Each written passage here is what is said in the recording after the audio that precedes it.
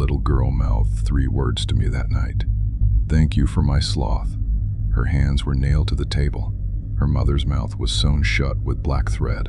Her uncle sat beside them with no eyes in his skull, and something was walking around us. Something with a voice I knew, a voice from before I was born. This is what I found in the cabin. This is why I hope that missing family is never found again. My name is Rowan. I am 23 years old. My sibling Ace is 26. We are not survival experts. We are not experienced hikers. We are just 2 ordinary people who made one stupid decision. That decision led us into a forest where a family disappeared, and what we found there will haunt me until the day I die. I am sharing this story because I need someone to know the truth, and maybe, just maybe, someone braver than me can still save Emily. 2 weeks ago, a family vanished during a hiking trip. Patty, Joel, their daughter Emily, and Patty's brother Mike. They went into the pines for one night. They never came out. Search teams combed every trail for 10 days. Nothing. No trace. No bodies. No clues. Just empty forest. Ace and I heard the news. We felt bad like everyone else. Then we moved on with our lives. At least we tried to. Last Saturday, we decided to go hiking ourselves. Just a simple day trip. Fresh air, exercise, time together. We picked a popular trail. Well-marked, well-traveled. Nothing could go wrong. Famous last words, right? Somewhere deep in the pines, the trail markers disappeared. One moment we were on a clear path. The next moment, nothing. No signs. No blazes on trees. Just endless forest in every direction. Our phones died simultaneously, both at the same time.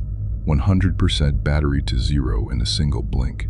We joked about it nervously. Bad reception, we said. Old phones, we said. The narrow track we followed kept winding upward. Steady slope through thick trees. Dead leaves crunching under our feet. No sounds of birds, no sounds of animals. Just wind and our own breathing. Then the trail stopped completely. Just ended.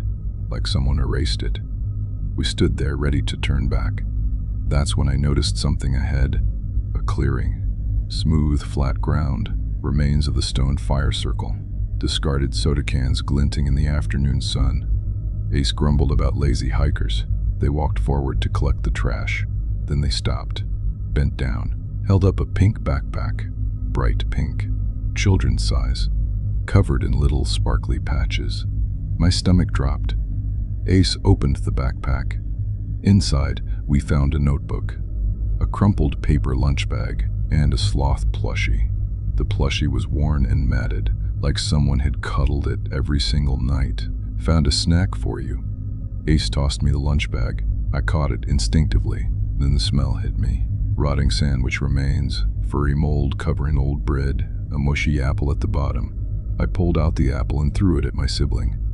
Ace ducked and swore. We both laughed nervously. Then we looked at each other. Same thought crossed both our minds. What if this belonged to the missing family? Ace flipped through the notebook. Child's drawings filled the pages. Stick figures with long hair labeled Smelly Uncle Mike. Crude houses with smoking chimneys. A family holding hands under a yellow sun. Then Ace turned to the inside cover. Scrawled in uneven child's handwriting. Emily B. Emily and her Uncle Mike. My voice came out barely a whisper. Those were the names, right? Ace's face went pale. Shit. Yeah. We both turned to look at the woods around us.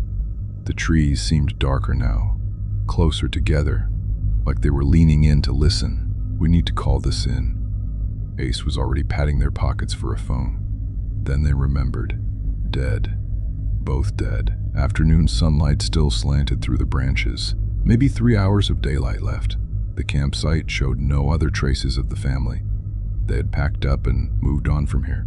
But which direction? I started walking the perimeter, scanning the ground, scanning the trees.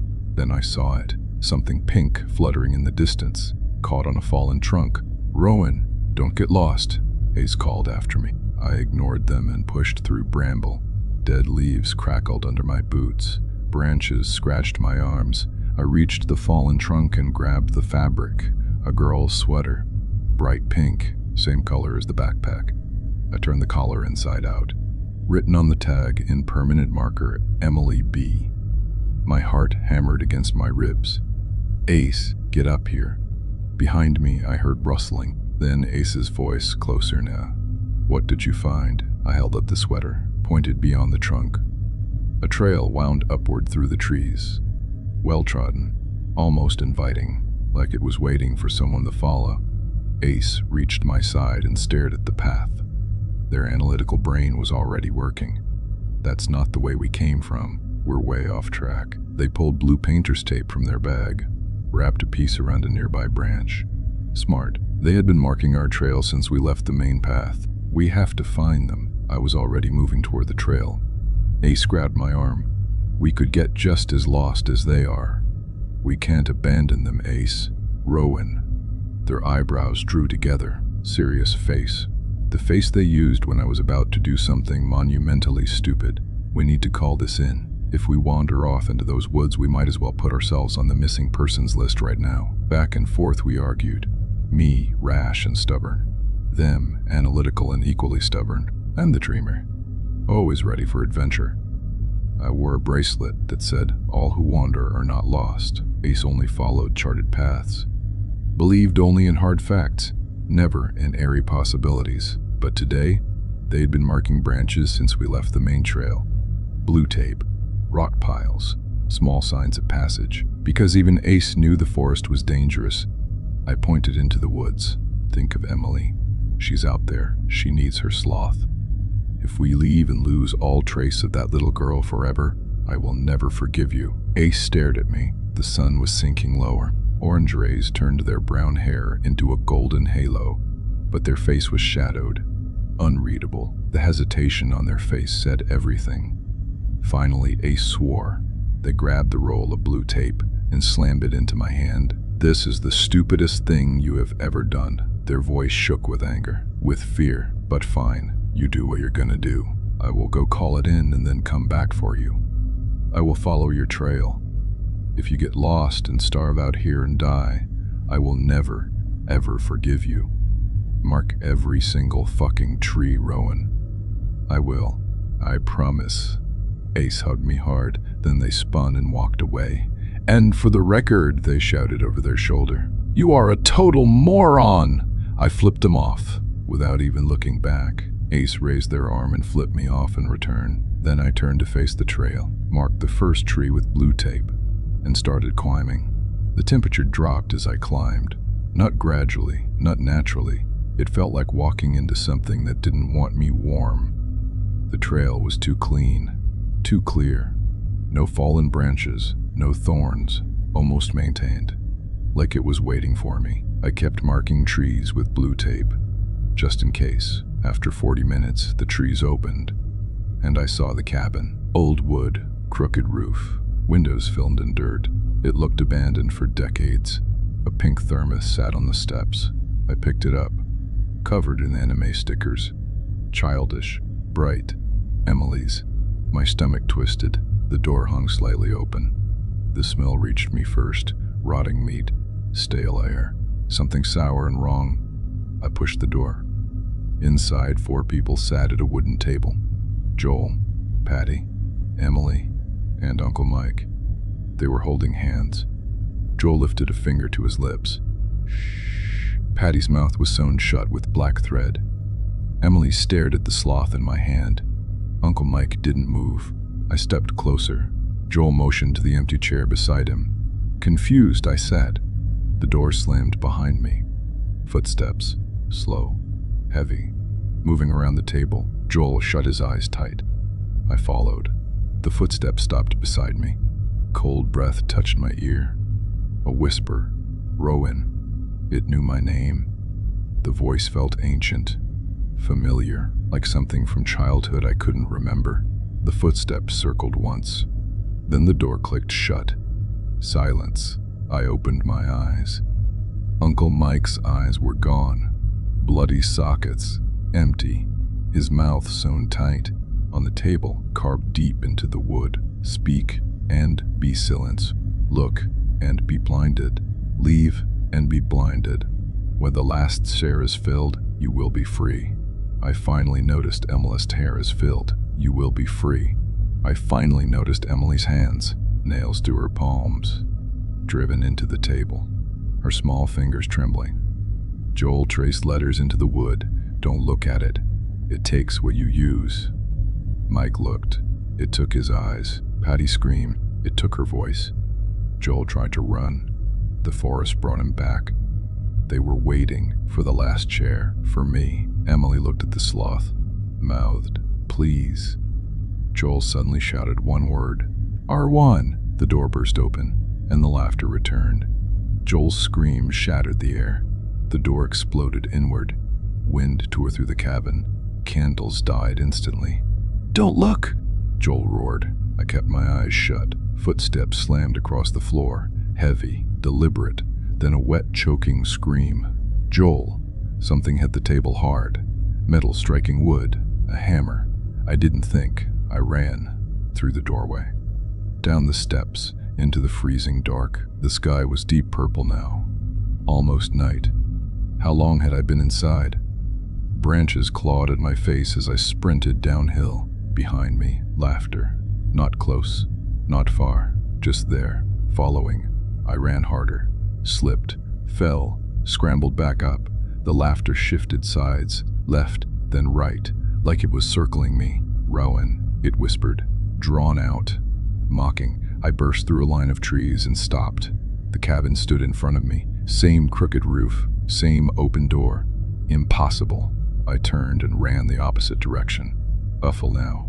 Legs burning, chest tearing for air. The laughter never faded. I crashed through brush, through thorns, through darkness. 10 minutes, maybe 20.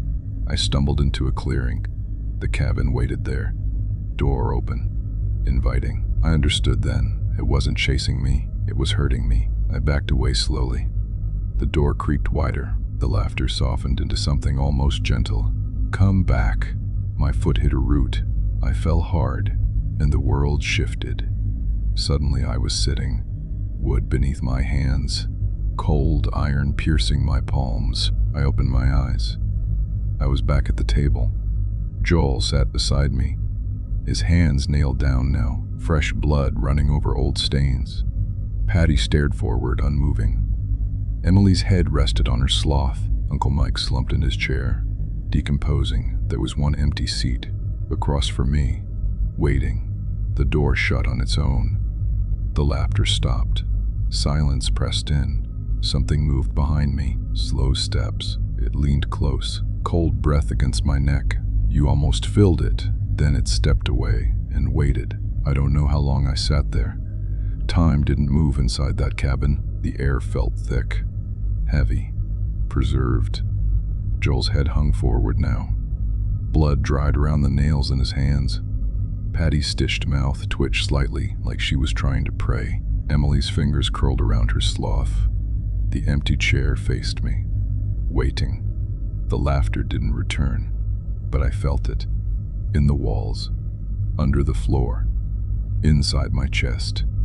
Then, footsteps outside. Fast. Human. Rowan. Ace. My heart stopped. No, not Ace. The door burst open. Flashlight beam cut across the room. It hit Joel's hands, Patty's mouth, Uncle Mike's empty sockets. Then me. "Rowan, what the hell are you doing?" Ace rushed toward me. I couldn't speak. The rule burned in my mind. Speak and be silenced. Ace grabbed my arm. Their hand passed straight through the nail in my palm. There was no pain. Because there was no nail. My hands weren't nailed down. I wasn't bleeding. I was just sitting, holding Joel's hand, holding Patty's, like I had been there for years. Ace stepped back. Their face changed. Confusion first, then horror. "Rowan, they're dead." I slowly turned my head, really looked at them. Joel's skin was gray, sunken, Patty's body stiff, Emily's small face hollow, Uncle Mike rotting into his chair. They had been dead long before I walked in. The cabin hadn't trapped them, it had preserved them, waiting. The laughter finally returned, soft, satisfied. Ace's flashlight flickered toward the corner. A tall shape stood there, thin, still, watching. It stepped forward, into the beam, and my breath left my lungs. I knew that face, from old photographs, from my mother's tears, my grandfather, missing for 40 years, eyes gone, mouth sewn shut, smiling anyway. The voice came from him, but the mouth never moved. The last chair must be chosen. I looked at the empty seat, then at Ace. They felt it too. I saw it in their eyes. The pull, the urge to sit, to complete something ancient. Ace shook their head violently. No. The figure tilted its head. The cabin walls creaked. The empty chair scraped forward on its own. Waiting, I stood, slowly. Ace grabbed my wrist. "Rowan, don't." The whisper slid into my skull. Blood calls blood. I understood. It wasn't random. It never was. My grandfather had walked into these woods. He had taken a seat, and he had never been free. Because the last chair had never been filled. Until now. I looked at Ace, then at Emily, at her tiny hands, at her sloth, and I sat down. The chair felt warm. The laughter stopped. Total silence. The carvings on the table glowed faintly. When the last chair is filled, you will be free. Something lifted from the room, the pressure gone. The air changed. Ace screamed my name. The cabin began to rot around us, wood collapsing, walls sagging. The figure of my grandfather faded first, then Joel, Patty, Uncle Mike, Emily, all of them dissolving into dust. The nails vanished, the stitches disappeared, the smell evaporated, and I was alone, sitting in an empty clearing. No cabin, no table, no chairs, just forest. Ace fell to their knees in front of me. "You were just sitting here," they whispered. "Alone." Maybe I was. Maybe I always had been. The search teams never found a cabin. They never found bodies. The family is still officially missing. But sometimes when I close my eyes, I hear laughter. Not mocking anymore. Relieved. And sometimes, in the quiet, I feel 5 chairs around me. But none of them are empty.